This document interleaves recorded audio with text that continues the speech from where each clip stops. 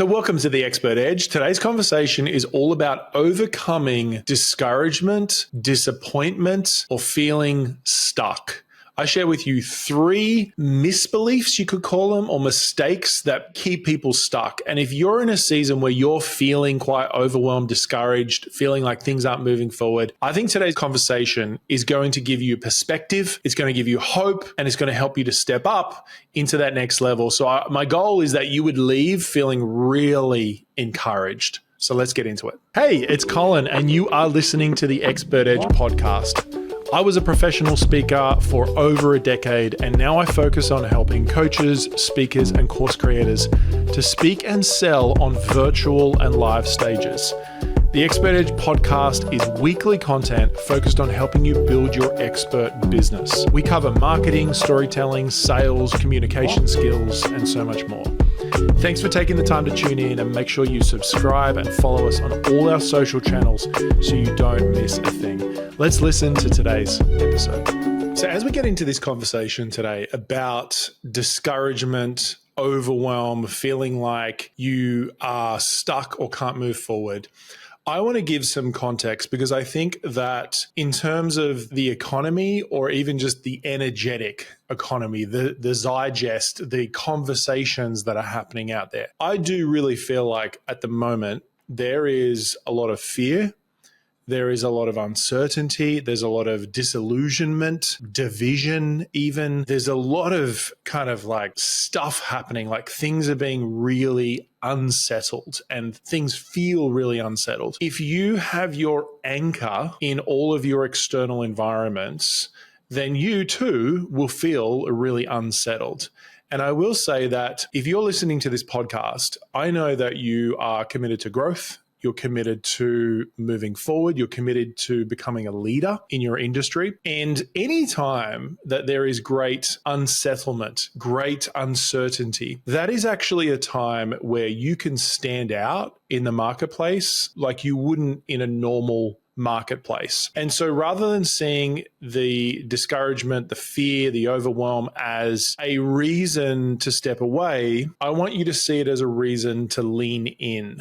I know for me, whenever I have conversations with clients in our programs, one of the frames that I give them, and I usually give them this before they're going through something because it's inevitable. Like we have a group coaching program called Sell From Stage Elite. That's a 12-month program. In 12 months, I can bet that there are going to be some personal challenges, some business challenges, some issues that come up that will make you feel disillusioned. It'll make you feel like you want to get off the horse and kind of shrink away, all that sort of stuff. And as a natural response to that, I think as a human response, a lot of the time, the response is that you want to pull away. You want to recluse. You want to go internal. You don't want to tell your mentor about it. You don't want to tell the group about it. For most people, they want to kind of like pull away. And one of the frames that I give my students, because it's inevitable, right? It doesn't matter whether you're doing my program or someone else's program. During that process, you're going to go through some challenges. And so instead of leaning away, my encouragement is to lean in, like lean in for more support, lean in for more strategy. And that's the conversation I want to have with you today. How do you lean in when you want to lean out? How do you not get completely discouraged, completely overwhelmed when you're facing discouragement, failure, or feeling like you're stuck? Like, how do you lean in and overcome that? And so I'm going to share with you a few thoughts that I think will frame today. And if you're feeling discouraged at the moment, this is going to be a great episode for you. I have been in this industry as a coach since 2009. It was like mid 2009 that I started coaching. It's been about 16 years that I have been doing my coaching business at all different levels and delivery methodologies. Through the 16 years, I have seen so many economical upturns, downturns, opportunities, challenges. And when it comes down to it, how you manage yourself, how you see yourself, the tools you have to manage yourself, which I'm going to give you some today, are the difference that makes the difference. When I started out, there was a group of about 30 people in the room. We're all learning to be coaches. And if I look at that room, I think there might be one person who's still a coach. And it's not because I'm better than any of those. I just think that there has been a drive in me to continue to grow and to keep going and to keep growing. And that's what today's conversation is about. Now, as a frame, I will say that the challenges you face create who you are. Have you ever met someone and they've been through something difficult, something challenging? I had the opportunity in Washington, D.C. recently to sit down and hear in a somewhat small, intimate room from Martin Luther King's daughter. And it was actually John Maxwell was interviewing her, and she was talking about the journey of being the daughter of Martin Luther King and just the challenges that he went through as he was out to reshape culture, reshape thinking, reshape oppression for his people. If you think about the impact that someone like Martin Luther King has had on the world, on how we live our lives, and think about the challenges. In fact, he was martyred for his challenge. Now, I'm not saying that you're going to get martyred for your challenge for being a coach, but I will say that think about the impact that someone like he has had. Think about anyone who's either been through very difficult times for their cause, or some people even gave their life for the cause that they felt in their heart. Usually, the level of challenge they've gone through, the level of difficulty that they have had to overcome, that is a direct reflection, a mirror of the impact and the ripple effect that they have had. Think about like Nelson Mandela, right, who spent decades in prison and then came out and created the impact that he created. So often, the challenge that you're going through is actually the story that you get to tell that will impact people's lives. And can I be quite frank? We're talking about coaching and the coaching industry. It's going to make you a lot of money. Like, let's just be quite frank about this. Not that you're going through challenge just to make money, but so often it's the difficulty that you go through that frames the way that you tell your story, the way that you communicate your content, the stories you tell that make your audience go away and say, wow, this person is phenomenal. Like, I want to follow this person. This person has been through the trenches and has created a life that is worth living. And anything worthwhile in this life, anything, will usually cost you much more than you think. I know for us, when we first moved to the USA, I was very naive. I kind of didn't really have a picture of what it would look like, how it would work out, all that sort of stuff. And we moved, and I remember it was about 2 or 3 years in that we were talking about, we're like, I don't think we're going to make it. Like, this is too hard. This is too complex. This is too hard. We're not getting opportunities. And I remember being really down on myself. And I was sitting in a workshop, and one of my friends, her name's Britt Seaver, beautiful friend of mine, she walked past and she was like, Colin, are you okay? And I just got chatting with her, and I was like, I feel really discouraged, if I'm honest. Like, I feel really down. I feel really flat. I feel like things aren't working. I feel like they're not going forward. Like, I feel really discouraged. And we just had a conversation, and she really spoke into me. Like, she spoke truth into me. She spoke encouragement into me. She saw something in me that I wasn't seeing at the time. And do you know what was crazy? 3 to 6 months later, that I launched Self from Stage Academy. And Self from Stage Academy became the thing that I became known for in the industry and helped us to grow a very successful coaching business. And so often it's right before, or it's right in the darkest moments that you're going through, or the most challenging moments that you're going through, you are closer than you realize to the biggest breakthrough you're ever going to have. And so I just think that if you learn to overcome challenges, to overcome disappointment, you expand and you become a bigger person. Like, you've probably heard all the stories of some of the most successful entrepreneurs. And I would say, like, for most of them, they have been through multiple bankruptcies. Like they've gone bankrupt like 2 or 3 times because they're trying to do something that's different. They're trying to break the mold. And you might be trying to break the mold of what has been seen in the generations before you. Like, maybe Ed Milet talks about this idea of being the one. I remember sitting in a room when he delivered a keynote at an event I was attending, and he talked about being the one in your lineage of generations where you break something in the pattern of your generational structure. He was talking about how his dad was the one who broke the pattern of alcoholism. His dad broke the pattern of drug dependency and alcoholism. And then he broke the pattern of being poor. He broke the pattern of living small, of living like economically, resourcefully, right? He just talks about this idea of like to be the one in your generation, to be the one who does that, it takes overcoming discouragement. It takes overcoming challenge. And so often I want to give you these are three misbeliefs that I think we believe sometimes about discouragement, challenge, and just feeling stuck. Number one is that we think that having disappointment or having difficulty is a sign that you're not cut out for this. We think that having difficulty, challenge is a sign that you're going to fail. You're not cut out for this. I remember for me starting out when I was doing a lot of in-person coaching and kind of corporate training with companies. I was about 3 years into my coaching business and it was starting to get some momentum. I was at like a multi-six-figure level. I was excited, but I was also still really fearful about whether I could even make this thing work. And I remember getting a phone call from one of my biggest clients. Like he represented about $150,000 of a small multi-six-figure business that I was running. And in one phone call, he canceled his contract with me. And essentially I had lost about $150,000 in revenue in one phone call. And I was so discouraged. Like I remember thinking, how do I even make this work? Like I'm never going to make back this money. I'm never going to, like, I'm stuffed. I remember thinking, I am stuffed. Like I don't think I'm cut out for this. I don't think I can do this. But then I started to realize that another way to see this is that, first of all, I didn't feel like he was the greatest client. There was actually two people in it. There was two partnerships. There was one guy who was amazing, one guy who was a challenge to work with. I didn't feel like it was the greatest fit for me as a coach, like working with them anyway. So I was like, okay, that's kind of cool. And then I started telling myself, you know what? This is just going to create more opportunity and more space for clients that I actually enjoy working with. And do you know what started to happen? I started to get clients that I enjoyed working with more and more. I remember signing Coca-Cola. They became a big client of mine. And then I was working with HP. I was working with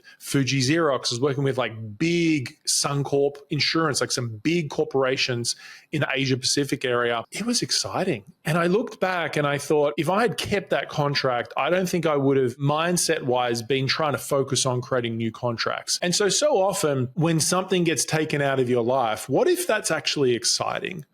Like, what if that's exciting that there's going to be another door that will open up for you? And so often I think as the human condition, we get fearful of hope. We actually get fearful of having hope because through our disappointments and our journeys, we've conditioned ourselves to not have hope. But think about anyone who inspires you, anyone who you look to for leadership. Wouldn't you agree that they have a resounding hope about their life, a resounding positivity about their life that just attracts you to who they are? So if you stay stuck in negativity, if you stay stuck in a negative mindset, you're actually not being the leader that your people actually need you to be. Does that make sense? And so when you think about growing, leading, overcoming discouragement, I want to reignite or almost like encourage you to give yourself permission again to hope. Number two, the second big misbelief is looking at people's social media and thinking it's easier for them, or just in general, looking at other people and thinking, it's easier for them. I'll be honest, I used to think that so much. Like I used to literally tell myself, it's easier for him or it's easier for her because of this. Like it would be some sort of reason. They've got this connection. They've got this upbringing. They had access to this resource. They had access to this person. Like I would tell myself over and over, it's easier for them. I remember there was a point in my life where I decided to take a radical responsibility, radical ownership of my results and how I show up in the world. Just the other day, I had a really cool moment. I'm writing a book that we're going to be releasing sometime soon. Actually, I've got to check on the timeline of that as I say that. But I will say that I just finished writing the book. It is about selling from stage. It's about creating essentially high converting presentations, right? It's 56,000 words. It's being published by Wiley globally. Super excited about it. I was reading through it just recently to give in the final manuscript. I genuinely feel like if you end up getting this book, you'll be so stoked with what's inside of it. In fact, it's kind of weird to say this because it definitely sounds like I'm pumping myself up way too hard. And maybe I need to feel like this, or I should feel like this if you're launching a book. I genuinely feel like it is the best book ever written on this topic in our industry. And I've read quite a few books on the topic of selling from stage, speaking from stage. I genuinely feel like this is the best book ever written. I'm declaring it. I'm saying it. I guess we'll find out when it actually goes out to the market and we actually get feedback on it. But my hope, I'm crossing my fingers right now if you're watching on YouTube, my hope is that you would feel the same.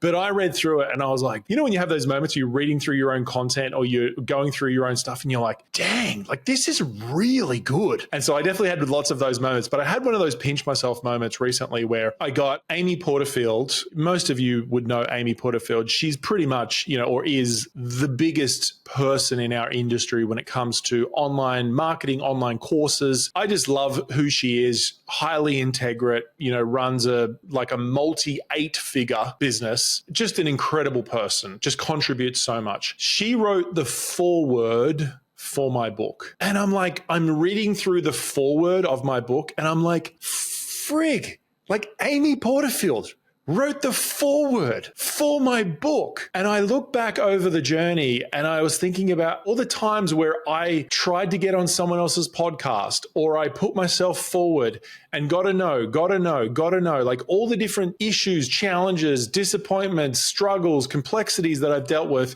And it was just like one of those mountaintop moments of where I felt like I'd achieved something. I'd finished the book, handed in the final manuscript and got the foreword from Amy Porterfield. And I'm like, that's unbelievable. Like, I honestly remember a time when I used to learn about Amy and I was like, I'd love to meet her one day. Like, I'd love to be able to meet her at a conference maybe and just have a little conversation with her. It'd be cool to get to know her. And I'm like, she just wrote the foreword for my flipping book. I'm like, how cool is that?